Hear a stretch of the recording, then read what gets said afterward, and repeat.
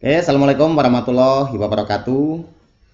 Pada video kali ini kita akan membaca lagi sebuah tulisan. Saya nggak tahu ini dari media resmi Malaysia atau hanya sekedar blog pribadi.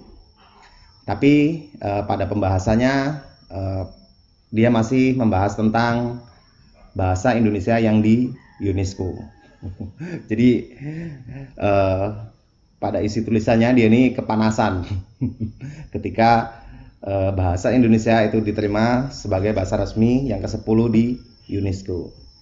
Oke, nggak lama-lama, langsung saja kita baca isinya. Nah, dia memberikan judul Mengapa Malaysia masih diam dan membisu ketika bahasa Indonesia menjadi bahasa resmi di UNESCO. Ini adalah judul dari tulisan yang dia buat. Oke, lanjut. Seperti yang kita ketahui bahwa bahasa Indonesia telah ditetapkan sebagai bahasa resmi ke-10 UNESCO. Bla bla bla bla pokoknya lah. Itu masih sama dengan 9 bahasa lainnya. Kemudian lanjut. Tetapi anehnya Waalaikumsalam. Oke, kita lanjut. Tetapi anehnya, hingga kini tak ada protes atau bantahan dari pihak kerajaan Malaysia atas keputusan UNESCO tersebut, katanya. Bukankah ini aneh, kata dia. Oke, lanjut lagi. Sebagai pengasas ini mungkin maksudnya penggagas ya.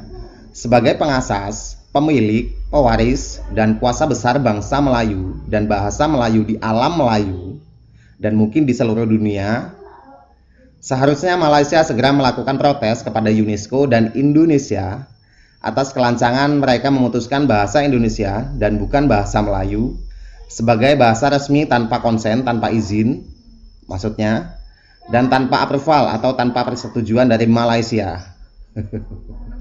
Jadi maunya orang Malaysia ini ketika bahasa Indonesia itu diajukan ke UNESCO itu harus izin ke Malaysia karena bahasa Indonesia itu induknya adalah bahasa Melayu, maksudnya gitu.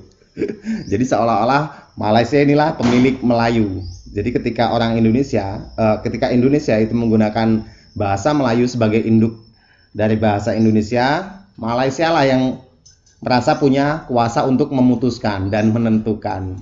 Itu. Kita lanjut. Perbuatan lancang dan khianat UNESCO dan Indonesia betul-betul telah melampaui batas dan melecehkan serta menghina martabat dan harga diri seluruh bangsa Melayu Mahawangsa di seluruh alam Melayu dan juga dunia. Jadi kita melecehkan Malaysia ini. Sebetulnya gini, dia ini membuat provokasi. Jadi seolah-olah ketika Indonesia itu mengajukan bahasa Indonesia, itu melecehkan bangsa Melayu karena induk dari bahasa Indonesia itu adalah Melayu. Katanya gitu. Ini provokasi. Lanjut.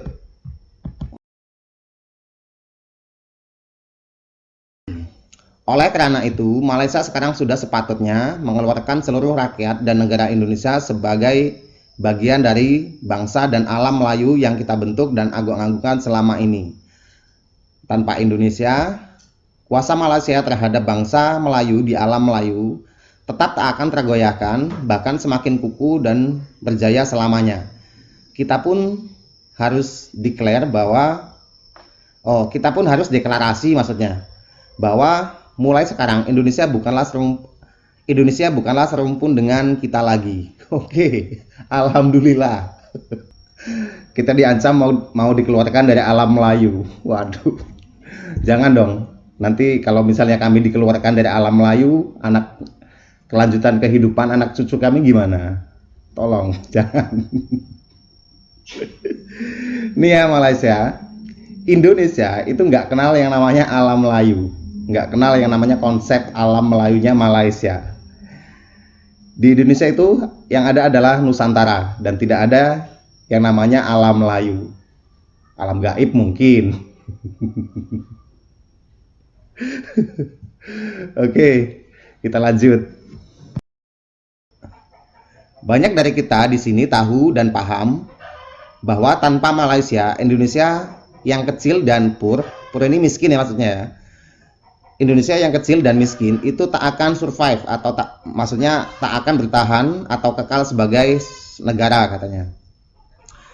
Dan sebaliknya, tanpa Indonesia pun Malaysia dipastikan akan terus survive, akan terus bertahan dan berjaya sebagai negara kuasa besar atau superpower dunia. Wow.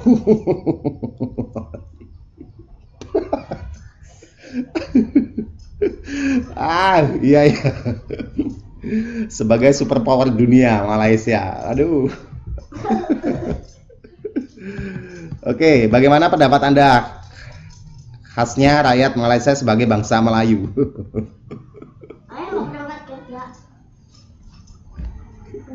Diam dulu sih Dek. Ini lagi ngomongin Malaysia ini.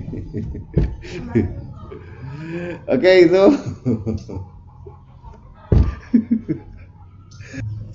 Jadi panas orang Malaysia ini ketika mendengar bahasa Indonesia itu diterima di UNESCO sebagai bahasa resmi yang ke-10.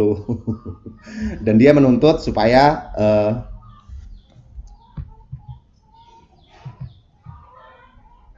Indonesia itu dikeluarkan dari alam Melayu.